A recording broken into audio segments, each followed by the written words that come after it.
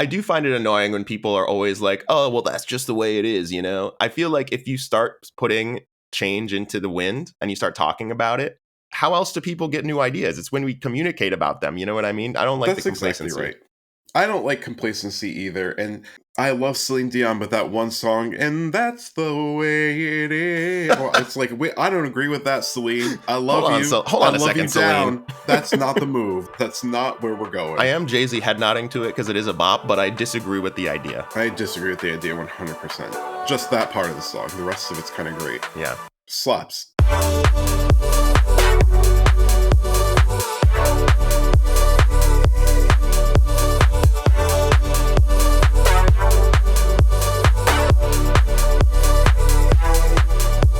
If the apocalypse comes, beat me. Justin. Somebody lied to her several times and told her she was fly, hot, and sexy and beautiful, and she's nothing like that. She's nothing of the sort. Geoff. And welcome to Bants. Good morning, Geoff. Good morrow, Justin. How are you? You said you had an exciting morning. It wasn't exciting. It was full of things. I woke up early. I have a friend coming into town today from Encinitas, California. Oh. He is visiting, so I had to try to clean because my apartment was a mess because I had a busy week and I didn't do my ADHD cleaning. Do you know about the ADHD cleaning? Why don't you tell me about it? Okay, well, this is my new method because I get very, distracted when I'm trying to get something done. So I have decided I'm making a playlist and I'm doing blocks of artists. So it'll be like 3 songs by I don't know, Lady Gaga, and then 3 by Ariana, and then 3 by Beyonce.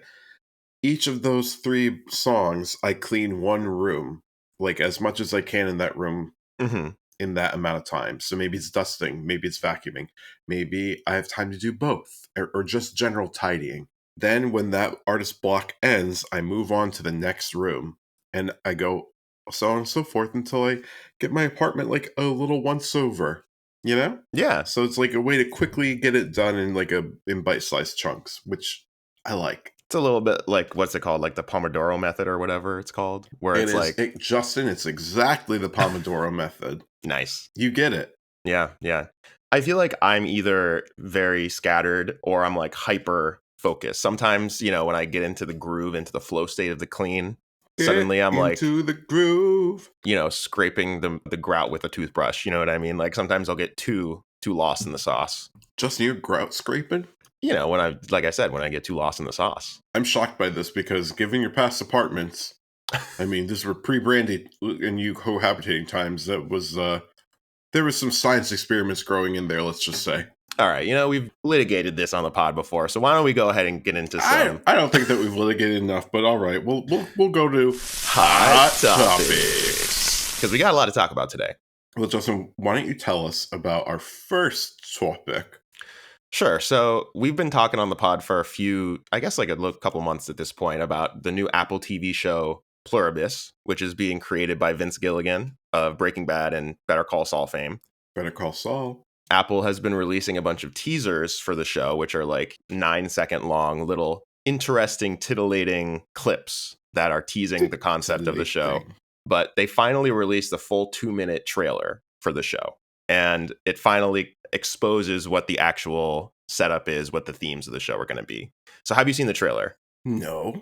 Okay, well, I'm happy to tell you about it. So Rhea Seehorn, who was a star of Better Call Saul.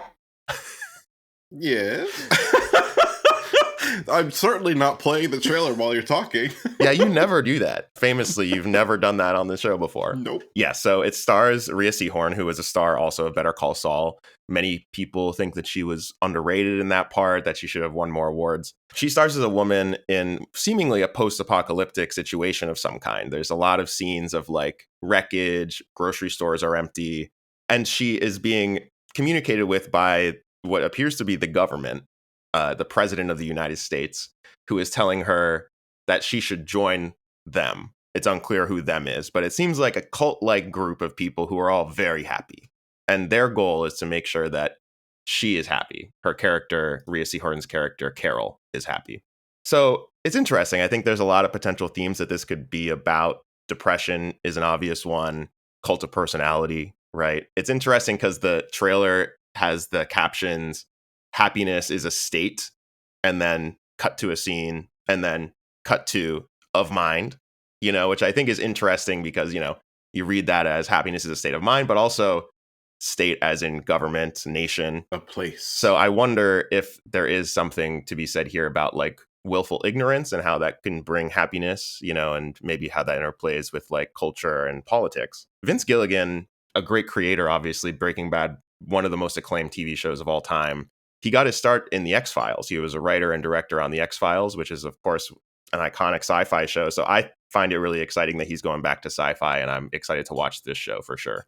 It looks really good. I was watching the trailer on silent while you were telling me about it. Mm-hmm. And one thing that I think is of note is that Pluribus is stylized with the eye as a 1. Right. I also noticed that.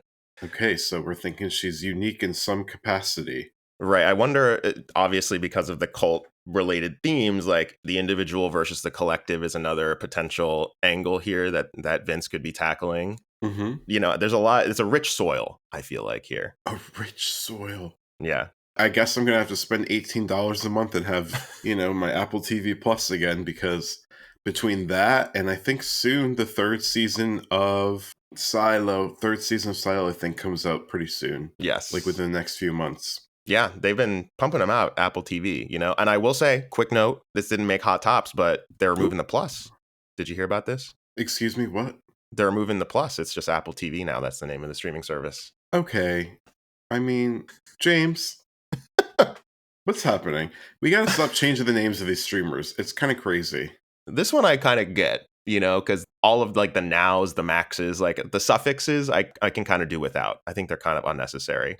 Yeah, but what about the confusion now between Apple TV, the device, and Apple TV, the service? Well, I think that's why they initially had the Plus, but now all the Apple TV devices are like Apple TV 4K. So they already have like these additional suffixes, And I think that honestly now Apple is making more money off of their streaming businesses than they are off of the hardware, like the Apple TV hardware. Let me ask you this. Mm-hmm. How come some things on the iPhone refer to iMessage and some of them just refer to message? The app message? Messages? Yeah. Messages, yes. Mm-hmm. And then sometimes it's called iMessage. What's that about? Okay, well, very simple answer. iMessage is the Apple mediated chat service, aka Blue Bubbles. So all messages are in the Messages app, but only the Blue Bubbles are iMessages. Okay. The more you know. Excited to watch Pluribus. It comes out, I believe, November 7th. November very 7th. Exciting. Very soon. So soon. Okay, well, we got to talk about this too, because you love this movie, One Battle After Another. So tell us about the upcoming Golden Globes. Right. So the Golden Globes usually take place in January. One Battle After Another, highly speculated to be one of the award frontrunners this year, right? At the Golden Globes, at the Oscars. And news just broke that it is going to be competing as a comedy at the Golden Globes. And how are you feeling about that? Well, category fraud is a weird issue. Oh, fraudulent. We talked about this with The Bear, right? The Bear, famously on this podcast, not a comedy, although it does compete in the comedy category for the Golden Globes, for the Emmys, right? The Oscars are not separated by genre, right? It's just Best Actor, Best Director. Film. But Golden Globes is separated like Best Actor in a drama, Best Actor in a comedy, right? So they let the shine on multiple different people. Which is multiple good. Medium. However, it can also be problematic for reasons like this, where you have a film that is comedic, One Battle After Another, very funny, but it's also like a very dramatic, action-packed real knee slapper film. Have you seen it? Did you watch? No. Okay. Just confirming. I've been busy. Justin, this is music season for Geoff. Okay. I don't have time for all the film. You're just like lying back on your bed, eyes closed, spending all your time that way? Of course not, Justin. I'm never lying down. I hardly even sleep. That is a blatant lie. What are you talking about? You love to sleep. You've never seen me lie down one time. Never in my life. This is just not true. I can't wait to, you know what, listeners, maybe I'll take control of the band's Instagram and I'll post all the photos that I have in my camera roll of Geoff sleeping horizontally. Maybe I'll do that this week. Maybe he won't be doing that. Maybe not. Perhaps the photographic also, evidence. Perhaps not. Well, I don't do that anymore. That was me Oh, then. okay. Now you Much don't like sleep. J-Lo, this is me now. Anyways, so how do you listen to music then? How are you Well, spending your while I'm time? doing other things, I'm taking a little shower, scrub-a-dub action, got it Mm. playing in the background. I have my Bluetooth speaker in the shower, which I love. Mm-hmm. But by the way, this is not a What's Good segment, but I gotta say, we need to give it up for Miss Bose with the Bose. I think it's called the SoundLink 2. Uh-huh. That thing is waterproof up to 12 feet of depth. It is in a variety of beautiful colors that go with the decor of any home that you may own or reside within. And the sound quality,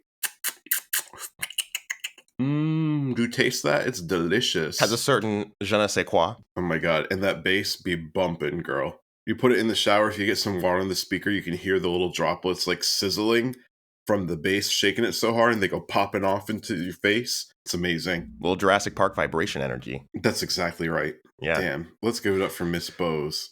SoundLink 2. Anyways, back to category fraud. I think Academy and Golden Globes voters have an inherent bias towards drama, right? So if you have a comedy competing with the drama in the same category, voters are usually going to pick the drama. I can't relate, Justin, because I'm above the drama. I'm not about the drama. I rise above it. Academy voters are not above the drama. I rise above it. In fact, they love drama. And when you put a film like One Battle After Another in the same category as like truly straightforward comedy films, like imagine, I don't know, let's say that The Naked Gun is in the same category. Nobody's going to be voting for The Naked Gun because One Battle After Another has these like big ideas, big themes, lots of non-comedic stuff going on alongside the comedy. And I think that's a problem. Tough. Yeah. It reminds me a little bit of the conversation around Beyonce's kind of genre jumping when her album would be placed in the dance music category. And because she's Beyonce, she's going to win that category, right? Sure. I think this is a little bit different because I don't think that Beyonce, I think in the Grammys, albums are sorted by the Recording Academy. In the Golden Globes, studios can choose which category to submit for. Right. And I believe that One Battle After Another, the studio WB is choosing to submit it as a comedy. I actually believe that the Grammys work in a similar fashion as they submit to the Academy for consideration as whatever category. Okay. Well, maybe that changes my opinion a little bit about the Beyonce situation. But I would say that it's a little bit more black and white to me. Like if Beyonce makes a dance album, it's still a dance album. Do you know what I mean? Sure. Like, and Renaissance, an incredible dance album. I think it deserved the Grammy that year. 100%. One Battle After Another, I wouldn't categorize it as a comedy. You got Leo in the best actor in a comedy race. He's gonna win. Like there's no question. They're obviously just doing it as a grab, because they're like, let's not actually have to compete. And that's wrong. And that is fraudulent. And also potentially as a precursor to the Oscars, right? Because, the Golden Globes also influence how people vote at the Academy Awards. What if Leo gets up on stage when he wins for this category, which we know will happen, and then somebody from like an actual comedy stands up and goes, "You hating ass bitch, all fraudulent," and throws a shoe at him? That would be, talk about comedy. That would be great. Yeah. Great television. Damn. Golden Globes, if you need a producer, I'm cheap. Jeff's right I'll here. do it for free. I'm just doing this for the fun and the lulz, Imagine if you were paying him. Imagine if he was getting paid for this content. It'd be over for you bitches. Oh my God. No other award show would ever have a chance against Golden Globes. Yeah, so I love the film, but I don't know, man. I don't know what the solution is to this either, though. The solution is everyone puts their ego aside and decides to be real. But I don't think that's going to happen because we see how humankind be. Yeah, true. Very true. Speaking of rigging the charts, so to speak. Yes. Rigging the system. Billboard. We recently had our Songs of the Summer episode. And on that episode, we talked a lot about how songs are staying on the Billboard Hot 100 for a lot longer than they used to, how people are listening to less new music. And there's been a recent change to the Billboard's charting system for the Hot 100 that reflects, I think, a lot of the stuff that we were talking about. In the past, songs were pulled from the Hot 100 if they had dropped below number 25 after a year, 52 weeks, or if they have dropped below number 50 after 20 weeks. This led to a bunch of songs being on the chart for like a really long span of time, right? Yeah. So great example of this is Teddy Swims' Lose Control, which until very recently had been on the charts for 112 weeks. That's 2 years. Insane. Over 2 years. Justin, thank you so much for doing the math. You know I can't math. I had no clue. I said 52 plus 52. I don't know. It's got to be at least 73. That's exactly right, Geoff, at least. So Billboard, to counter this, has changed the rules. The new rule is that if a song drops below number 5, which is way higher on the charts, obviously, after 78 weeks, which is 1.5 years, it's gone. So immediately, this removes a bunch of songs that were on the charts from the charts, including Lose Control, including Die With a Smile, which we talked about on our Songs of the Summer episode, 2 Benson Boone songs, 2 Morgan Wallen songs, Kendrick Lamar's Luther featuring SZA, as well as being removed from the charts. You know, I would have been okay with that one staying on there. It's a great song. It's a great song. I do think this reflects what we were talking about. It's glad to feel validated, because I was like, is this normal that these songs are staying on the charts and staying culturally relevant, quote unquote, for as long as they are? Justin, our influence is actually so insane. Like, the NSA is listening to us. They're taking what we have to say. They're telling Fran, friend of the pod, she's making changes for SAG-AFTRA. No longer president of SAG-AFTRA. Now our other friend Sam is. Samwise Gamgee. What's his actual name, the actor? I can't think of it. Sean Astin? Sean Astin. Yeah, you're right. Yeah. And now Billboard. Yeah, Billboard's taking our advice as well. I'm glad. We're here to change the culture. We're not only here to be your guide to media, dear listener. We are also here to change the culture and shepherd it along. Yes. Yeah. We are oracles of culture. I do find it annoying when people are always like, oh, well, that's just the way it is, I feel like if you start putting change into the wind and you start talking about it, how else do people get new ideas? It's when we communicate about them. You know what I mean? I don't like the complacency. Exactly right. I don't like complacency either. And I love Celine Dion, but that one song, and that's the way it is. Well, it's like, wait, I don't agree with that, Celine. I love you. Hold on I a love second, you Celine. down. That's not the move. That's not where we're going. I am Jay-Z head nodding to it because it is a bop, but I disagree with the idea. I disagree with the idea 100%. Just that part of the song. The rest of it's kind of great. Slaps. Yeah. The rest of the song, amazing. By the way, Die With a Smile, Justin. I got to tell you, the boomers love that song. They love that song everything. This explains everything so much. Such a boomer song. I went to karaoke with Anna this week, and we were like, oh, we need a duet, as we are wont to do. And we said the Whitney and Mariah, When You Believe is, we've been there, done that. Let's try something new. So we did Die With a Smile. Unrehearsed. Went off. Oh, did it go off? Am I a Nicki fan? Justin, there was 4 women at that bar. I'm not even exaggerating. Literally 4 straight women who were all trying to fuck me. I'm not exaggerating or being funny or making a joke. This really happened. Anna can corroborate, Andrew can corroborate, and Mare can corroborate too. What day of the week was this? This was a Wednesday night, and it was a dive bar. So trust and believe, the pickings were probably slim for these women. 4 straight women with the worst gaydar of all time. Yeah, it's pretty bad. I was wearing a suit. I said, this is my new thing I've discovered. I can't tell you, people crawl over broken glass to let you know that you look good when you're wearing a suit. Yeah. So I'm like, I think people just want to fuck suits. Men want to fuck mops with blonde wigs on them, and women just want to fuck a blue suit. That's what I've decided. Interesting. That's how straight culture works. That is straight culture. Yeah, it's true. It's crazy. If you want to know more about this Billboard rule change, there is a great NPR article that I'll link in the show notes. It mentions a lot of the stuff that we talk about, including the streaming death loop, where streamers will just continue to recommend the same stuff that you've been listening to, and how that kind of powered these long chart runs, like Teddy Swims Lose Control. And Die With a Smile. Yeah, found it very interesting, for sure. Yeah, and by the way, when you click on that article, go ahead and throw NPR a couple bucks. They could use your support now more than ever. Yeah, for sure. And it's now they're solely funded by listeners like you. Speaking of music, because Geoff, I know you love music. Yes. Let's talk about Nelly Furtado. Oh, let's talk about Nelly Furtado. So recently she posted on her Instagram a statement where she said that she has decided to step away from performance for the foreseeable future and pursue some other creative and personal endeavors that she feels would better suit this next phase of her life. And this is being widely reported as her retiring from performing. Although she will remain behind the scenes as a songwriter and, doing other creative endeavors as well. Any takes on this, Geoff? We all love Nelly Furtado, I think. Well, 100%. I love Nelly Furtado, but I got to say this. A lot of the reporting that I've read aside from her statement, Mm-hmm. is that she is like retiring from being in front of the cameras and like performing because she has received like relentless body shaming because she is older and she was so thin when she came on the scene, and now she just has like a normal human body. And everyone is just being like, oh, she's really fallen off. She's lost it. She doesn't look good anymore. What happened to her? And it's insane because she's still like a stunning person. And aside from that, her music still is fucking great. Yeah. It makes me so angry that she's like now going to take like a behind the scenes stance because of all this.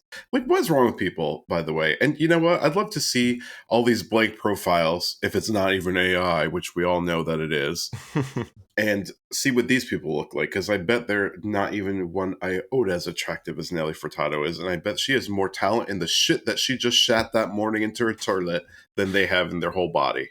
Yeah, we got a bunch of Wally people behind keyboards typing those Instagram comments. You know what I mean? Wally folk. Yeah, I don't know. I mean, I want to give Nelly Furtado the agency to talk about the reasons for her retirement as she sees fit. So, like, some of this feels a little bit odd because a lot of the more tabloidy establishments are the ones reporting about these body shaming problems, which, you know, I don't doubt that that happens. And she's made statements about it in the past and, like, made intentional references to it in her performances where she wears one of those like gag t-shirts that has like a bikini body, you know, that kind of stuff. So obviously she's aware that this is happening. I don't want to like jump and say that this is the sole reason for her retirement from performance, you know? So I want to give her the leeway to talk about that if she wishes. But yeah, I mean, nobody should be commenting on anybody's body. It's absurd. Justin, this is the first time I've ever heard you value and listen to women.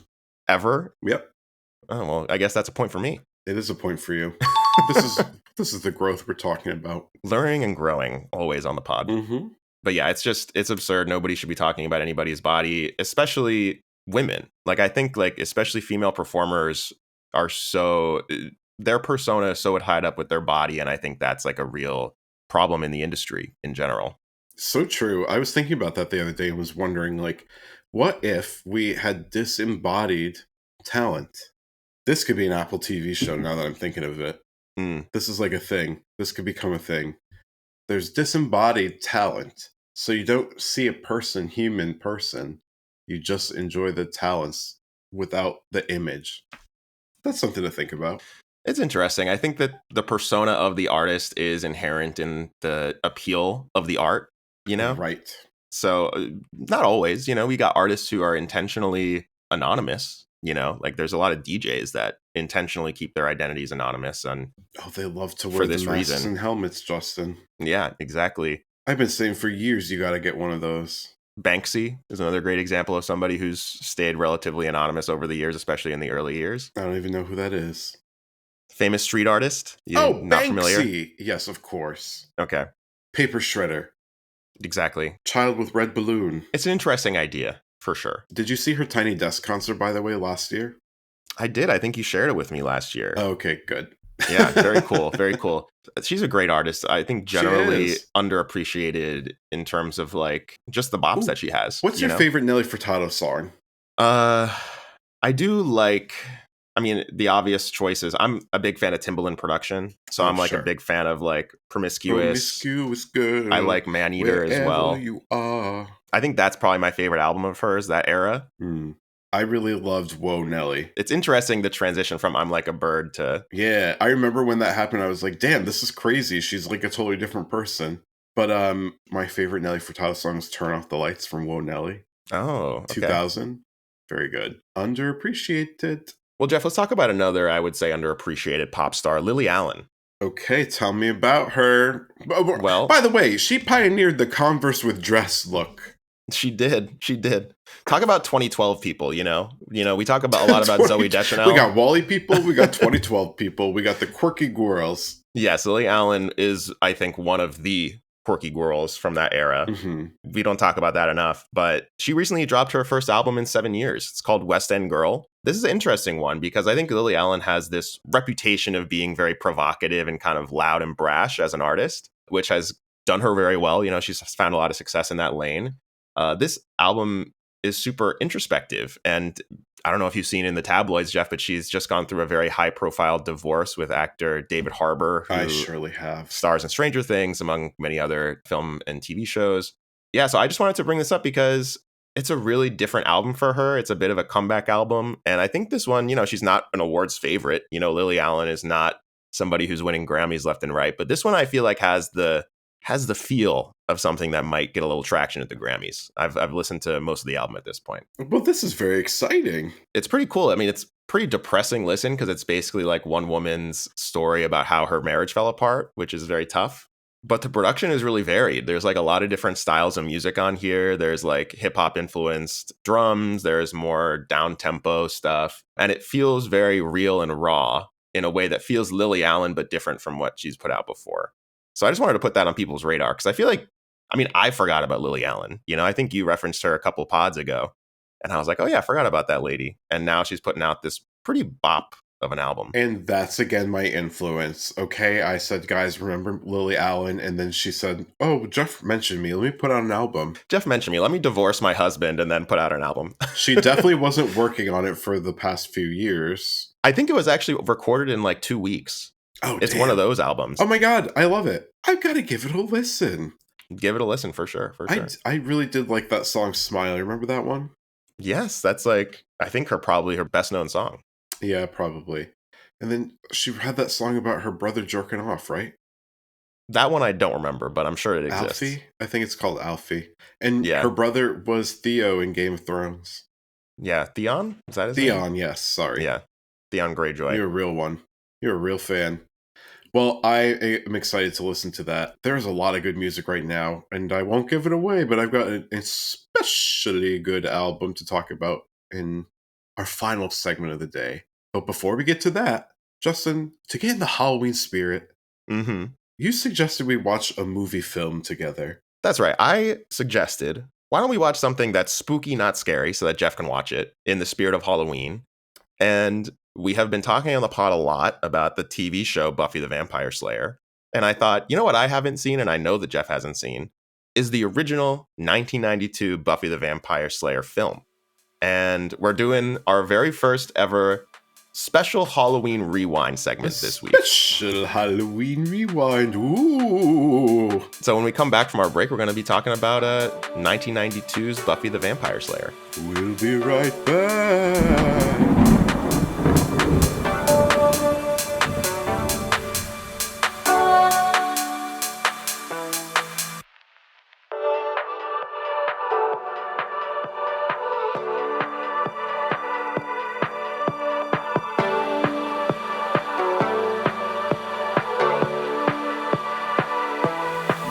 And we're back. Welcome back, listeners. Very normal voice. Totally normal thing. Yeah, so we're going to be talking about Buffy the Vampire Slayer today. Geoff, this is a 1992 film written by Joss Whedon. I wasn't even born yet. Directed by Fran Rubel-Kuzui, who discovered Whedon's script and helped produce the film with her husband. Sandollar, which is Dolly Parton's film production company, also helped produce the film. What? Yeah, that's right. I did not know that. I also didn't know that Dolly Parton had a production company, but I guess that shouldn't surprise me. This film stars Christy Swanson as the titular vampire slayer, alongside Donald Sutherland, Luke Perry, and Paul Reubens, who is best known for his role as Pee Wee Herman. Do you know, I knew that he starred in this because I saw it in the credits, and I could not figure out who he was, and then I realized halfway through the film, he's that crazy. I forget what his name even is. He's like the second in command vampire. Yeah, he's like the servant who's like begrudgingly serving the other guy. And this is also, minor tidbit. This is the film debut of Academy Award winner Hilary Swank. This is the first film she ever starred in. And I would say it shows. I would say it shows. Don't you agree? We'll talk about her performance in a little bit. Yes. Well, yes. In case you're under a rock and you have never heard of Buffy the Vampire Slayer, the premise of this film is that high school senior and cheerleader Buffy Summers, who is a Valley girl, this is set in Southern California, finds out that she is the chosen one, the Slayer, and is destined to fight vampires. She must protect her school from a vampire invasion and also navigate the difficulties of teenage life. Teenage life? So before we get into some details about this film, Geoff, what's your history with Buffy? Do you have any opinions about Buffy and specifically the film? Well, famously, I was not a Buffy gay. Mm-hmm. I'm too young. Ooh. So I never watched it. I never watched it when it was on UPN or WB, whatever it was on, and I just famously like never really knew much about it. What I know about it is just from like, memes online and hearing other gays talk about Buffy at parties. And then of course, you and Brandy are like stands for the show.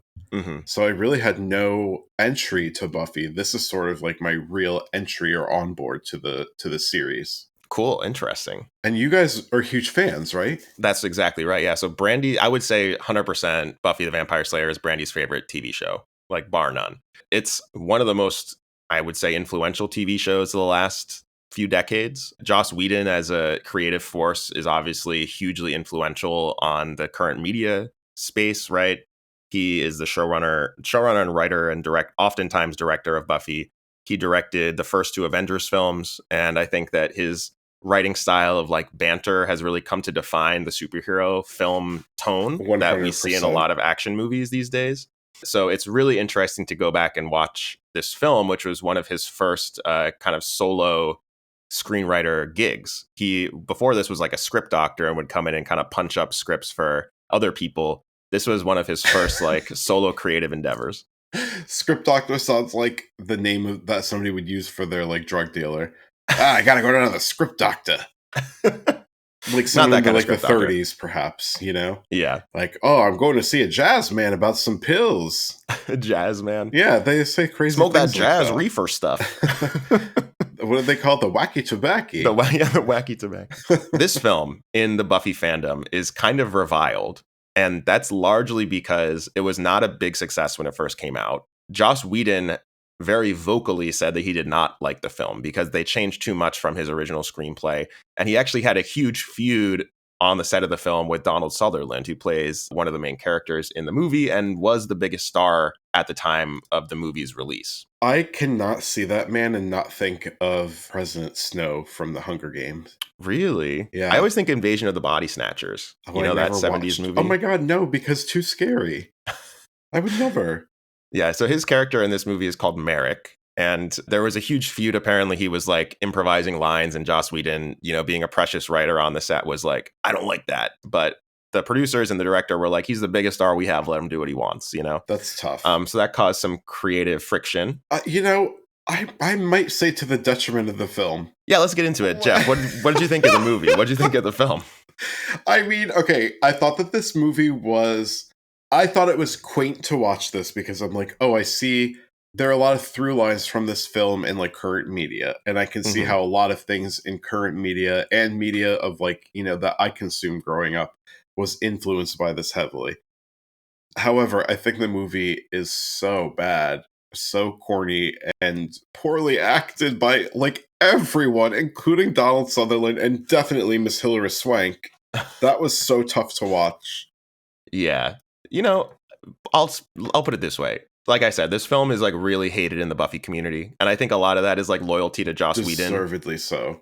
It wasn't as bad as I thought it was going to be. Really? My overall takeaway after it ended was like, that was fine. Like there was nothing horrible. I was not like offended by anything. It wasn't like the worst movie I've ever seen.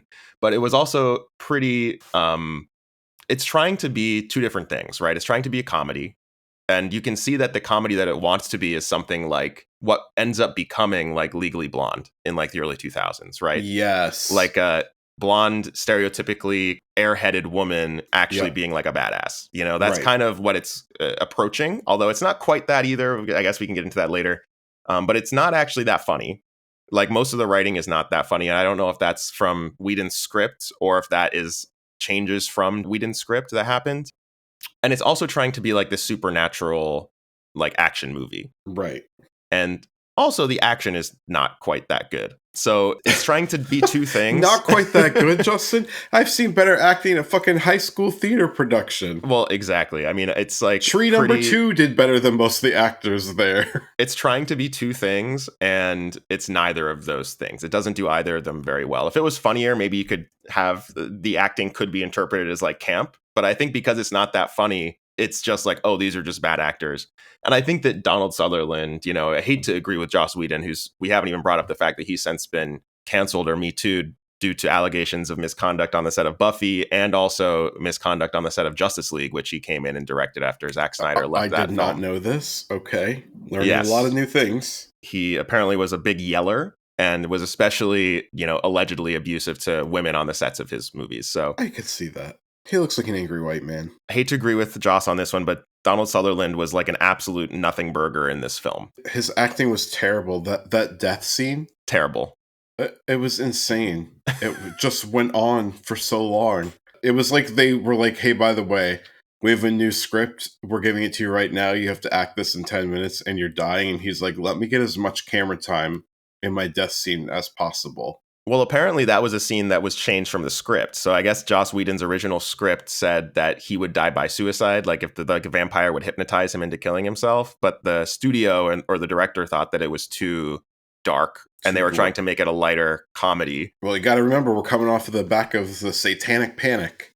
True. So they're like, okay, we got to have the vampire stab him. So that was like a last second change from the script, which could be a part of that. But just generally, the production value is like pretty poor. Yeah. Oh, God. The vampires, they look very different in the TV show, right? In the TV show, they're kind of like demonic looking and kind of scary. They have these weird, like wrinkled demon faces. Yeah. Here, they're like classical, like Dracula vampires, like white face paint, pointy ears, and fangs. And it's a little bit strange. It looks like the neighborhood trunk or treat, right? In terms of the makeup quality and the wiggery occurring with these characters. I think that Kristy Swanson, first of all, absolute smoke show in this movie. Sure. Well cast, I think. She is very different from Sarah Michelle Gellar, who is Buffy in the TV show, right? Totally. Kristy Swanson is just like a bigger person. Like she looks like she could be like an action star, which is different than Sarah Michelle Gellar, where part of like the gag or part of the supernatural vibe of the show is that Sarah Michelle Gellar is tiny. Yeah, she's like a little wayfish person. Exactly. And she's like beating the shit out of these like grown dudes, right? And that's kind of the gag. Yeah, which that is camp. This is not. This is not, because it is good I'm casting. like, it looks like she could fuck me up. Yeah, like Kristy Swanson would really tear me up. she has some. I was like, damn, she's been working out, like her arms in some of these scenes. I'm like, this is pretty intense, Justin, we have to talk about the opening scene of this film, which was so insane to me and also so long. Talk about it. This. So, dear listeners, if you have not seen this movie, this movie came out in 1992. It's also not that good, so you really don't need to watch it. So yeah. we're gonna be talking spoilers, okay? So if you don't want to hear spoilers for this very old film, just skip on. That's okay. This movie opens with this about 3.5 minute long cheerleading montage. It's not even a montage. It's just like we're watching them do a floor routine for 3.5 full minutes. Well, it's the opening credits. This is like, Justin, this is something that films do, But if you're streaming it, you can't fast forward. Okay? If you're streaming this like I did for free, you're not able to fast forward. So it was just like 3.5 minutes of a full ass floor routine with extremely modestly dressed cheerleaders, some of whom are obviously like real like athletes and actual cheerleaders or dancers, and many of whom were simply nothing of the sort. There were some takes where they were messing up. I think Kristy Swanson in the very final move, like, kind of fucks it up, and then nearly everyone. I think that they had about 30 minutes to rehearse this entire thing. I think that's all that they got, and they're like, "We got to make this shot today, guys. And we're doing it one time only." It was insanity. Yeah, so we haven't even talked about the character played by Luke Perry, who is most famous for being in 90210. Of course, and then Riverdale's hot dad. Yes, exactly. So he is kind of Buffy's love interest in this film. Absolutely unnecessary character. No reason why he needs to be here. 100%. He's a sad sack. Like, there's nothing likable about him, really. He's just kind of like a dude. Was not helpful to her in any way. She would always just be like, "Get out of my way. I have to kill all these vampires now." And he's like, "All right, I brought your bag." And she's like, it's like, it didn't help.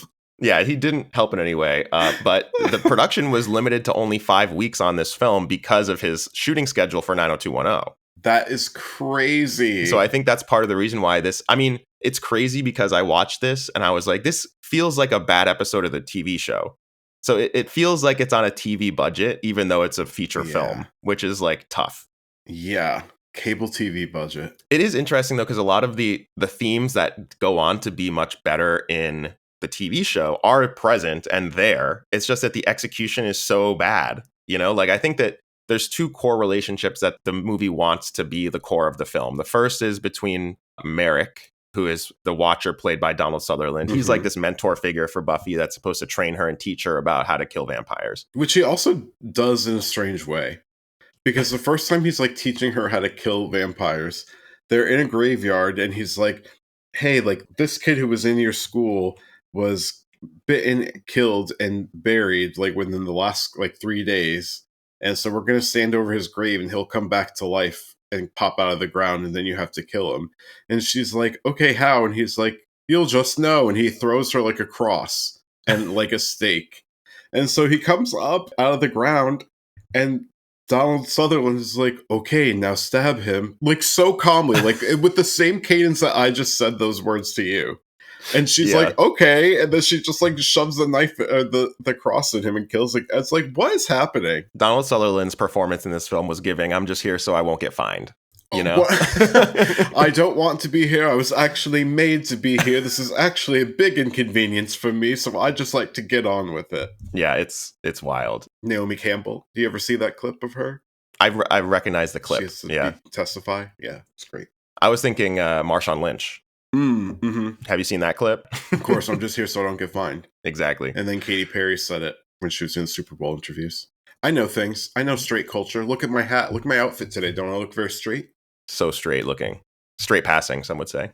Some would say that, and some would be right. Just ask those four ladies at that dive bar. That's exactly right. Girl, let me tell you, that suit was doing things for me.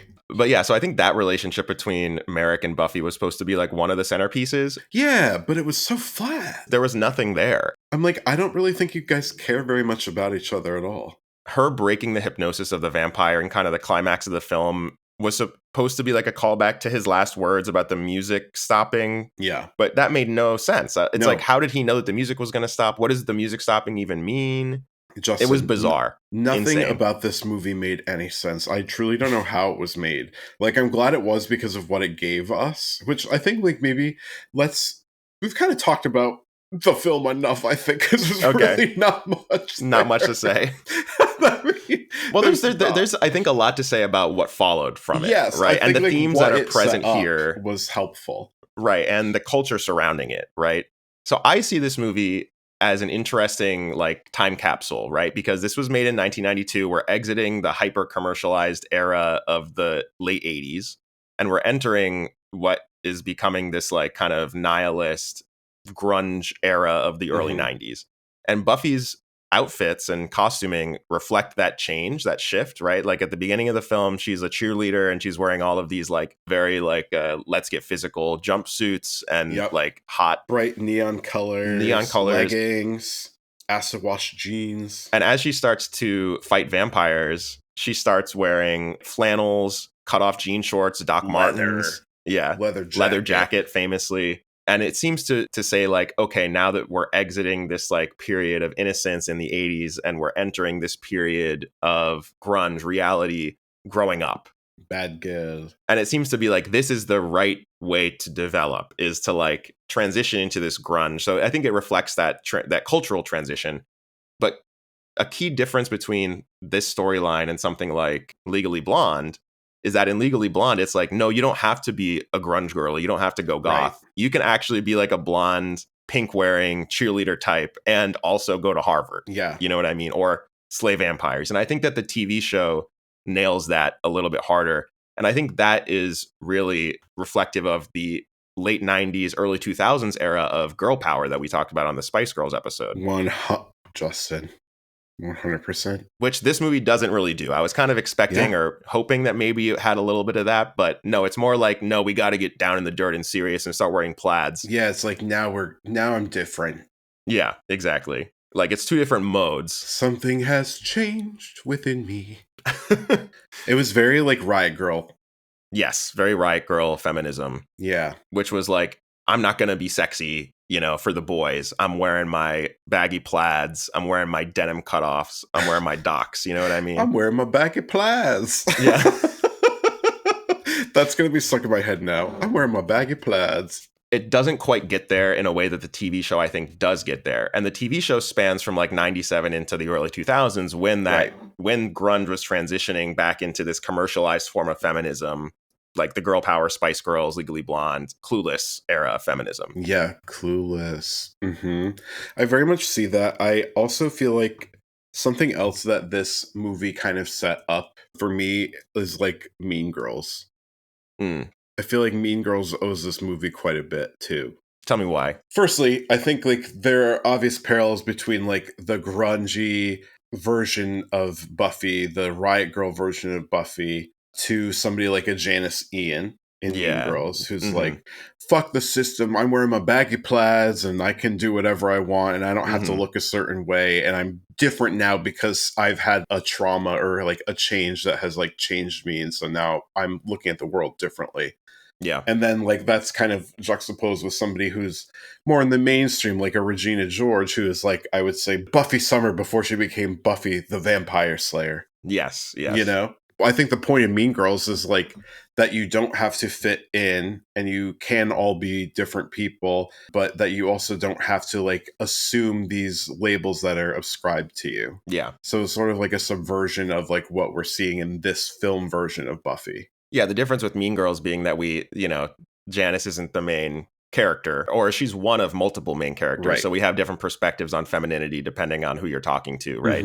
So this one is it's almost prescriptive, right? It's like, oh, the 80s mentality is frivolous, basically, Yep. Which feels a little bit tough, instead of being like, as we mentioned in the TV show, like, actually, you can be stylish and like get with boys and care about that stuff and also slay vampires. Right.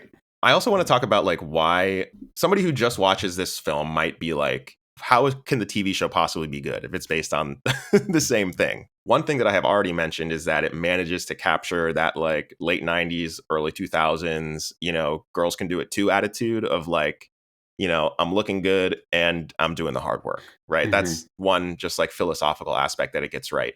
But also this movie does not really take itself seriously as a supernatural, dark action thing. The TV show takes itself, when it comes to like its own world, the mythology of the vampires, the seriousness of what's going on, takes itself deadly seriously. Like people are dying, the stakes are really high. The TV show is funny in moments between Buffy and her friends, but it takes itself deadly seriously when it comes to like the mythology of the world. Like, how are vampires made? A great question that I had watching the film was like, there's all these dead vampire bodies all over the place and people are still saying that they're like cultists or something. Like, what's going on with that? In the show, vampires, when they die, they turn to dust. So it's like, all of these little mythology things that make sure that the universe doesn't break, right? It felt like the movie was much more trying to be like a comedy that just has the flavor of vampires. Yes. Whereas the TV show is in and of itself like a very dramatic and satisfying fantasy show. And then on top of that, it has this layer of like early 2000s feminism and other things going on that adds a flavor that I think made it appealing to audiences that aren't usually into fantasy TV shows. It was palatable. Yes.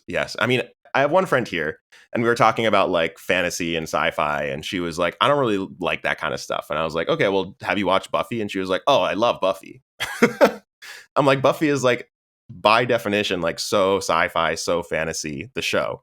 And I think that it's cool in that it allows for these forms of storytelling to be accepted. And it's almost like a Trojan horse for this type of storytelling, the type of storytelling that Joss Whedon is really interested in, which is like heavily influenced by comic books, heavily influenced by classic sci-fi and fantasy stuff. So yeah, I think the TV show is definitely worth a watch, even if you didn't like the movie. Well, I do want to watch the TV show now because so many people do love it and like ride for the show hard.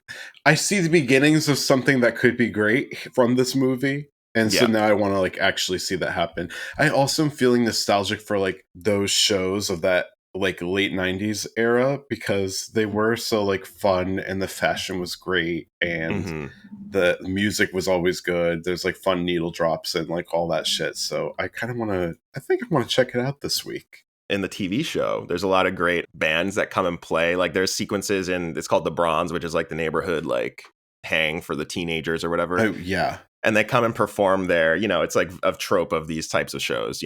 Michelle Branch famously is in an episode, and she plays like a bunch of her songs from her debut album, which is really cool. Love that shit. That's like the bait shop in the OC. Yeah, exactly. That was like the place where all the bands came. Like Rooney played there, and what's that band that I love? Ryle Kiley. They played there. The Killers played there at the bait shop.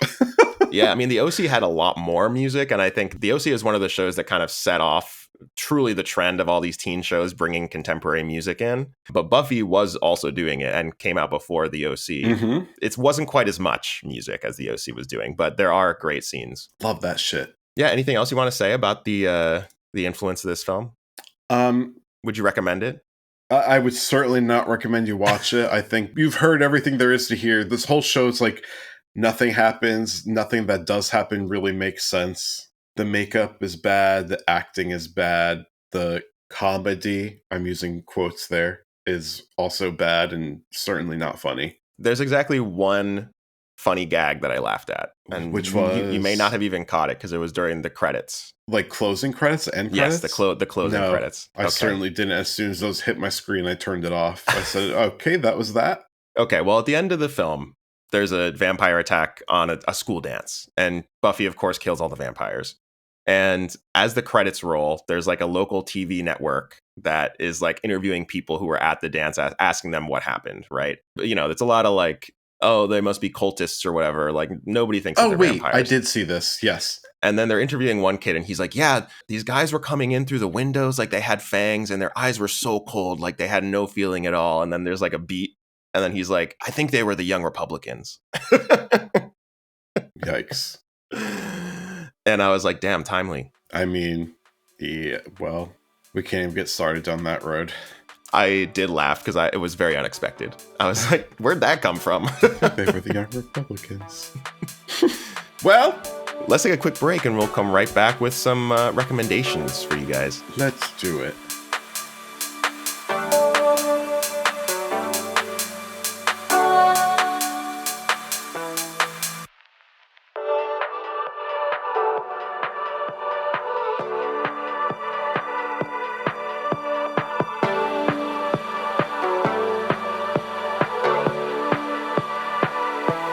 And we are back. Justin, we're so back.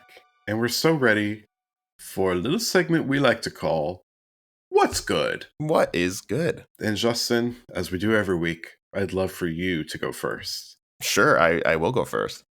I'm going to begin just by saying, give the Oscar to Rose Byrne. All right. Because I watched a film just a couple days ago called If I Had Legs, I'd Kick You. This is a film directed by Mary Bronstein, starring Rose Byrne, who we talked about her on the pod before. Love her. Deeply underrated actress who can do it all. So funny. So dramatic. She has incredible comedic timing.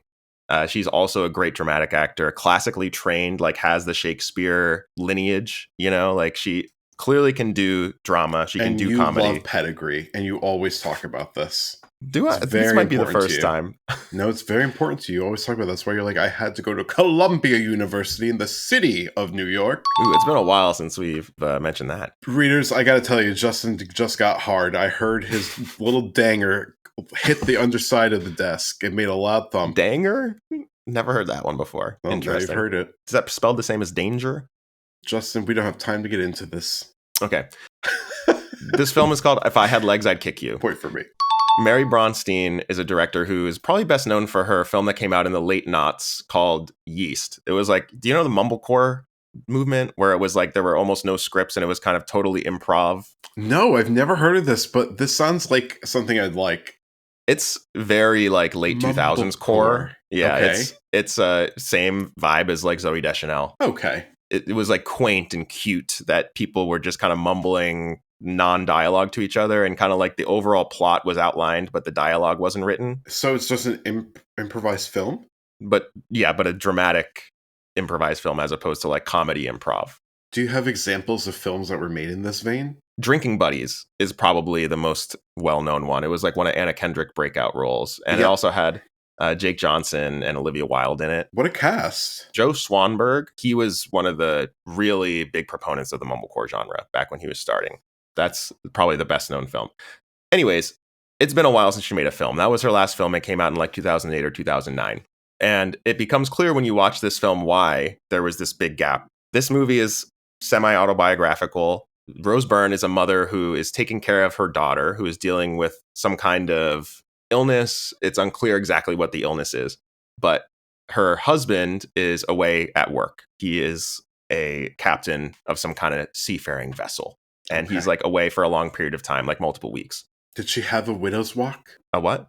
A widow's walk? Does she have a widow's walk? I don't know what this is. Justin, you grew up in New England, in coastal-ass New England, you don't know widow's walk?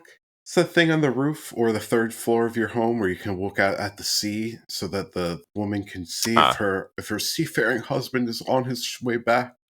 Well, this does take place in Montauk, which is not quite New England legally, but...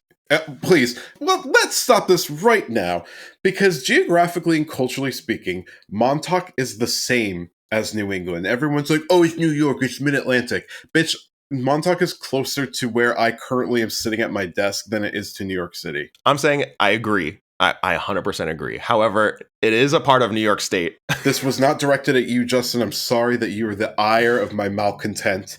I am just annoyed by people talking about, like, the Hamptons are different. I'm like, the Hamptons are basically the towns of Westerly and Old Lyme put together. And transported onto an island, basically. Exactly, like a peninsula, but yeah. I agree with you. It is very New England vibes for that reason. There's many important scenes that take place on the beach there. We don't see much of her house because one of the first events that happens is that there's a major flood and her ceiling collapses, basically, in her home. Shit. And she is forced to live in like this kind of ratty coastal motel. Oh, plenty of those. And that's where most of the action takes place of the film. I gotta tell you, I'm spooked already. It is kind of a horror film. This movie has been advertised, or at least people are talking about it, and their like pithy one-liner is like, it's uncut gems for moms.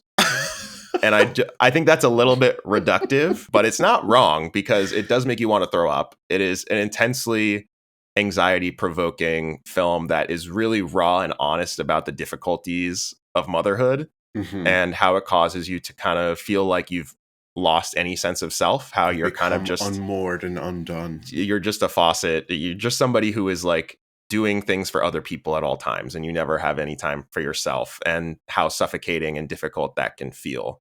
Yeah. Rose Byrne's character is drinking a lot, smoking a lot of weed. You know, there's a lot of stuff going on that you're not clear if it's just in her head or if it's happening in real life. So it has a little bit of that. Go. Justin's down in women again, guys. I thought that the growth had happened. It has a little bit of that A24 like dreamlike vibe to it. It's just really great and such a personal film. I think that, to your point about being nice to women or whatever, my attitude towards women, this movie is intentionally trying to portray things that would be shamed in the public sphere as like being a bad mom.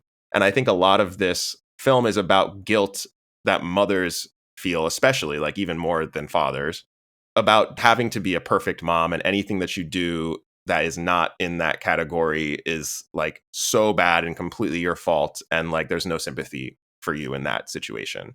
And Rose Byrne in this movie, her character is doing all kinds of things that some of them are like really, really bad ideas. Some of them are less bad ideas. But she's in this constant cycle of needing to escape from the situation and then feeling guilty about trying to escape from the situation. And it's like deeply anxiety inducing. And I think real, you know, this is based on the director Mary Bronstein's real life. She's been open about that. Her daughter also had a difficult illness when she was young. And that's part of the reason why she didn't do a lot of creative work during that interim between Yeast and If I Had Legs, I'd Kick You. Yeah, Rose Byrne is incredible in this movie. There's a lot of up close camera work to like convey this sense of suffocation and intensity. And Rose Byrne is just absolutely killing it. Conan O'Brien is in this movie as her therapist. And it's interesting because Rose Byrne is also a therapist. Oh, okay. So this movie is critical of therapy culture while at the same time, you know, being sympathetic towards therapists because, of course, Rose Byrne is one. But kind of like the way that it can make you feel lonely because you don't actually have a personal relationship with this person. They are there in a professional capacity. You know, you're paying them to try to help you. And that boundary, you know, feeling like you're alone is not always helped by talking to a therapist. There's a lot of potentially problematic therapist-patient relationships in this movie. Christian Slater plays Rose Byrne's absent husband, who is present for a couple of really, really, I think, cool scenes. I don't want to spoil the end of the movie, but there's a particular scene towards the end featuring Christian Slater that I think anybody who's been in a heterosexual relationship can relate to, where it's like this woman has been trying to get help for so long and she's unable to. And then her husband or her partner comes along and he just like asks this guy to help out and it's immediately done. Right. And it's this sense of like frustration and just like the way that misogyny is like so embedded into how so many people operate with each other. Like men just tend to take other men more seriously than they take women. And like the way that can make you feel so helpless and like you're not even a person, you don't even have any agency. So yeah, this is a really great film. Hasn't gotten a ton of press. I've seen Rose Byrne doing a lot of interviews for it recently. I think that it's right now in limited release, and by the time this episode drops and by Halloween weekend, I think it's going to have a wide release. So definitely give it a look. Again, it's called If I Had Legs, I'd Kick You.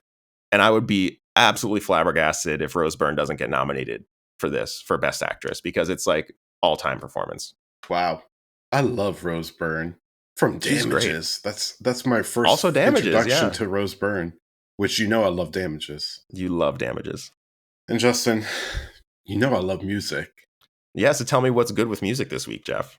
Well, I would even go so far as to say what's great in music this week is a little album by one Miss Demetria Lovato. And I'm calling her Demetria because she's a little bit black. And I like that for her. Okay, so delete that. Isn't that also just her name? Could that be why you're calling her? I think her name is actually just Demi. I don't actually know. Okay. I'm making that up. Her name is indeed Demetria. Is it actually? Yes. Oh my God, I love it. Your influence. Can't believe you went back in time and told her parents. Okay, well, Miss Demetria Lovato's newest album, her 9th, if you can believe it, studio album. Wild. It's Not That Deep. It came out on this past Friday, which was, the 24th? And I have to tell you, Justin, this album is incredibly good. Mm-hmm. Incredibly good. People, I think, are going to compare this to Brat. I reject that comparison because I think that they're extremely different. Brat was extremely introspective. It was about, taking like a hard look at yourself, your life, and where you kind of basically an accounting of your life so far and your life's work. This album entitled It's Not That Deep is just that. She was putting out absolutely great bangers of songs that most of them, except for I would say the last 2 on the album, really don't have the sincerity and the kind of like heartstring pulling qualities of her past music. And I think this departure is really good. It's allowed her to do something that is just fun, that's sonically interesting. Lyrically, there's not a lot there. And I've been really fucking vibing to this entire album. I think I've listened to it, like, I'm not exaggerating, 5 times in the last 2 days. It is very good. You're going to love this because this album is like a DJ's dream. It is like ripe for remixing. Mm-hmm. And even some of the songs like in the tracks are self-referential to tracks that she had on earlier on the album, which I also love because I love when there's like a closed feedback loop of an album too. Yeah. What about this? I was thinking about this the other day. Wouldn't it be so cool if somebody conceived like a really great album that sonically, I guess Beyonce kind of just did this with Cowboy Carter, but sonically when you start the album and it ends and then it repeats, it like is a continuation of the same song. Yeah, there's actually a lot of albums like that. Yeah. There's also, well, I was just thinking of one experimental album by Brian Eno, who is, of course, legendary producer, and he makes all kinds of music, but he has an ambient album that is like, it's actually it's designed to be continuously played. Like it's nonstop. Oh. It's just playing constantly on a loop at all times. So this is definitely stuff that people experiment with. There's also a lot of albums that have like a little intro that matches up with the outro of the last song, like Cowboy Carter, like you mentioned. So there's lots of different examples of that. But okay, I think it might be interesting, like in the context of a dance record. Yeah, like, yeah, exactly. Like a DJ mix that is infinitely loopable. Like one That's of those like exactly what I was thinking. 10 hours of levels or whatever, but for a whole album. Yeah, and actually fun to listen to. Yeah. Anyway, we never well, that's not true. We do sometimes, but we don't often go in depth about the album art. And I do want to talk about this album art. Have you seen it, Justin? I have thoughts on the album. I listened to it this morning, so oh we'll my get god! into that Okay, later. well, but yeah. let's talk about that after. I love this album art. I think it's like Renaissance style photography, which is always cool. I love that she's at the center of it. She's naked and she's got her dry cleaning bag with a dress covering herself, keeping her modesty. And she's in the center with a spotlight on her. But she's in a very chaotic scene. There's people milling all about. There's a dog. There's a kid posing for a photograph. There's people who look like they're PAs and like possibly agents and managers off to the side. And there's extras, it looks like. I think the conceit here is that they're on some kind of a film set, or maybe a photo shoot. And yet there's all this other stuff happening around her, and no one is looking at her except for the camera. And I kind of love that, because I think that this is a way of her saying, like, I am at the center of my own world, but it doesn't really matter because everyone else is also the center of their own world. And I think that it kind of like ties in with the feeling of like nothing is really as important as you think it is. People aren't always, thinking about you, looking at you. It's not that deep. Yeah. It's a really striking album cover. She is also a pop star who has been in the spotlight for a very long time, since she was a child. She directed, I believe, a documentary about child stars recently. Mm-hmm. She did. So I think that may also play into this, right? Like the weird nature of being like in the spotlight, and like the kind of like, it's a little bit like touch grass, like life is happening all around you.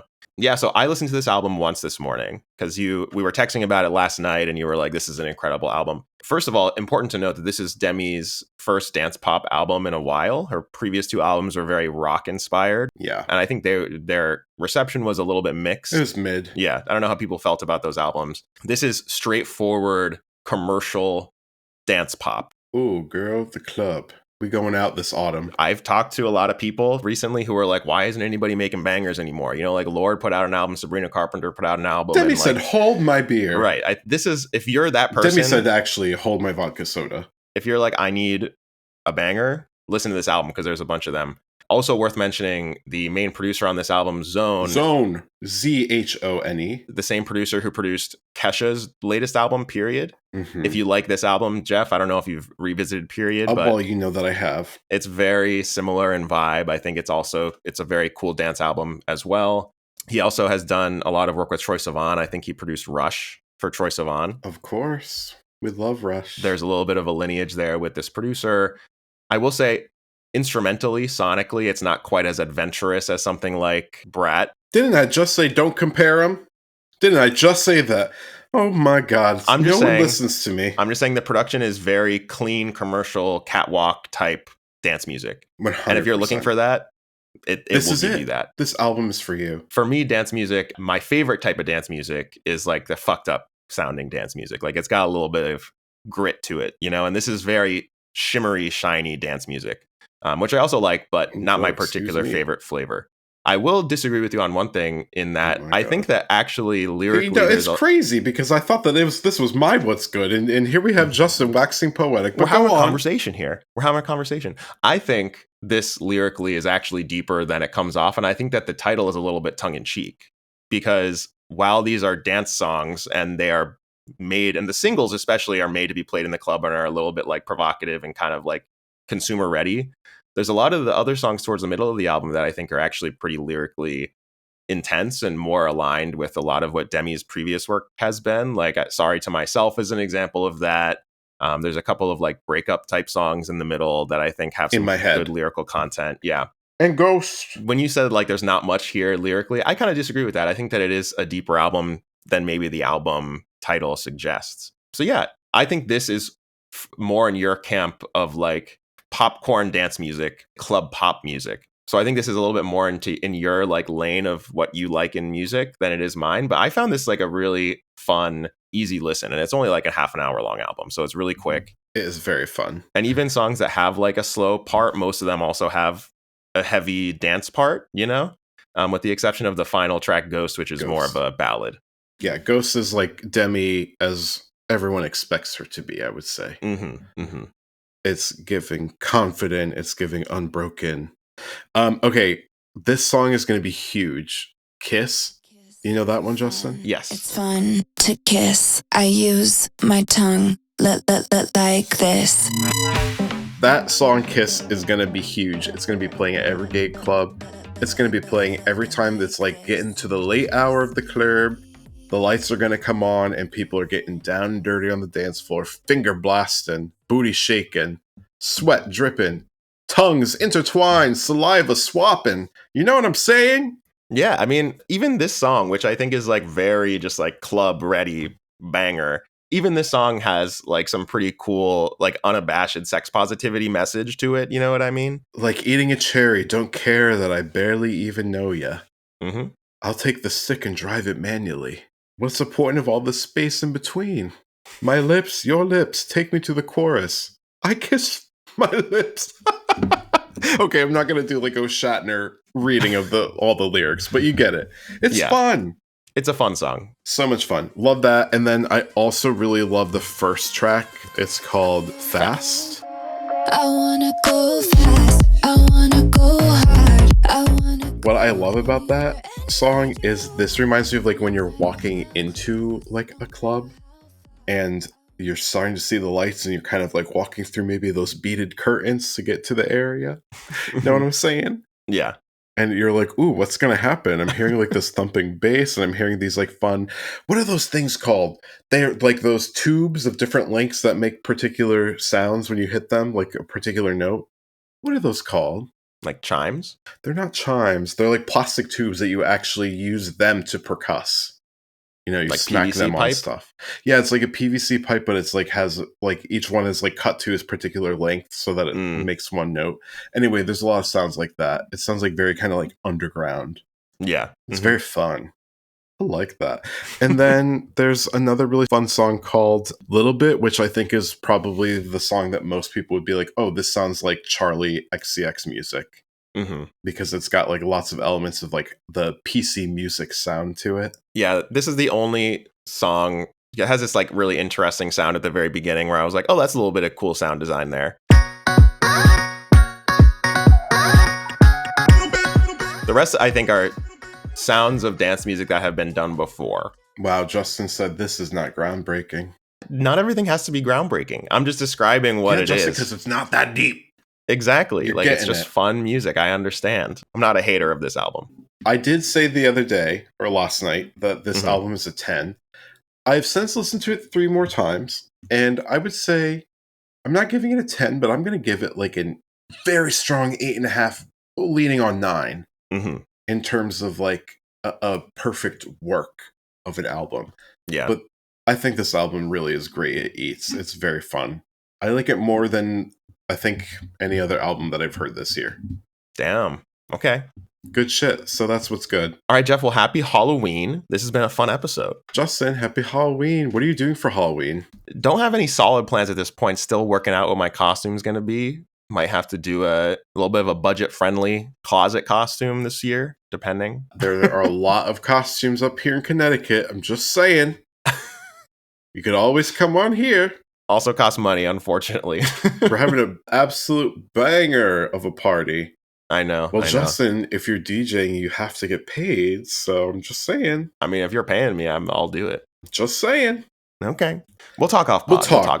We'll talk. But yeah, happy Halloween. This has been a super fun episode. I'm glad we're finally on the Buffy train together. I can't wait to get fully on board. Oh, here we go. Geoff says that he's excited to watch the show. We can hear your voice. See, that's how microphones work. Yes, so I'm sure you're excited to get to the TV show, which is, I would say, far better than the film. Well, it really better be. But also, how could it not be? There'd be a real problem if it weren't. Bye. Bye. Spooky Halloween. Spooky. This has been Bants with Geoff and Justin. Bants is created and produced by me, Geoff Taylor, and Justin Benavides. Graphic design by me, and editing by Justin. The theme music for Bants is the track Nebraska With You by Sam Day and is provided by No Copyright Sounds. Email us at bantspod@gmail.com with any questions, recommendations, or just to say hi. And if you like the podcast, don't forget to rate and review us on Apple or Spotify and tell your friends. Goodbye. See ya.